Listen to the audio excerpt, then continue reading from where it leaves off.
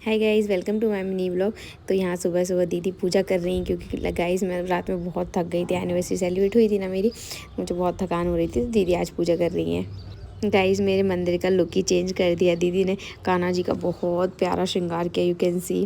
कान्हा जी बहुत प्यारे लग रहे थे। राधे राधे। और नाश्ते में मेरा मन कर रहा था समोसा जलेबी खाने का, एंड मिस्टर हस्बैंड का मन कर रहा था पोहा खाने का।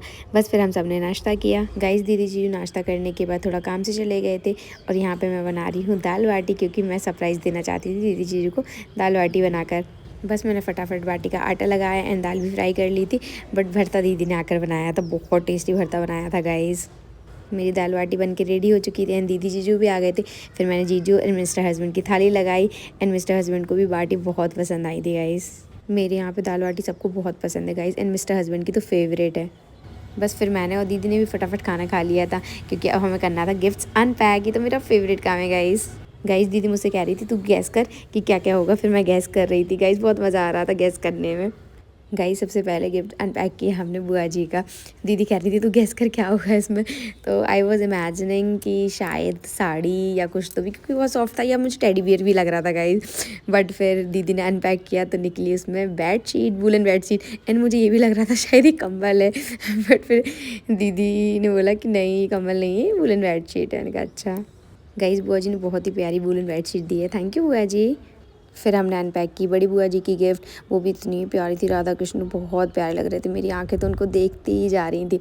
बस फिर निकली घोड़े की पेंटिंग। आई 7 हॉर्सेस बहुत शुभ माने जाते हैं ना, बहुत प्यारी थी घोड़े की पेंटिंग भी। Thank you everyone for your love.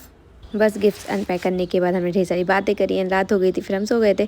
उसके बाद सुबह उठे, देन दीदी को जाना था आज घर, तो फिर मैंने फटाफट से दीदी के लिए नाश्ता बनाया था। मेथी की पूड़ी दीदी को बहुत अच्छी लगी थी, बोल रही थी गरम गरम बहुत टेस्टी लग रही है मेथी की पूड़ी।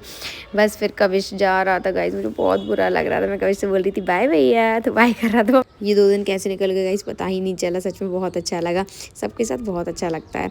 बस फिर कविश के मौसा जी उसको स्टॉप तक छोड़ने गए। एंड गाइस यहाँ पे एक हिट हो गई थी, जब मिस्टर हस्बैंड दीदी जीजू को स्टॉप पे छोड़ने गए तब पता चला कि 9 बजे नहीं, बस 10:30 बजे है। फिर मिस्टर हस्बैंड घर आ गए थे, फिर मुझे भी ले गए कि दीदी जीजू बोर हो रहे हैं, तुम भी चलो तो टाइम पास हो जाएगा। फिर मैं भी दीदी जीजू से मिलने चली गई थी। फिर मैंने खूब सारी बातें करी एंड बस का टाइम हो गया तब पता ही नहीं चला। गाइस दीदी जी मुझसे कहने लगी तुम भी हमारे साथ चलो। मैंने कहा नहीं, बाद में आऊँगी। कविश तो बहुत ही खुश हो रहा था, क्योंकि वो समझ गया था कि मैं घर वापस जा रहा हूँ। बस फिर मैंने तीनों को बाय बाय किया। ये टाइम पता ही नहीं चला कैसे निकल गया guys. Thank you for watching, मिलते हैं नेक्स्ट ब्लॉग में, बाय बाय।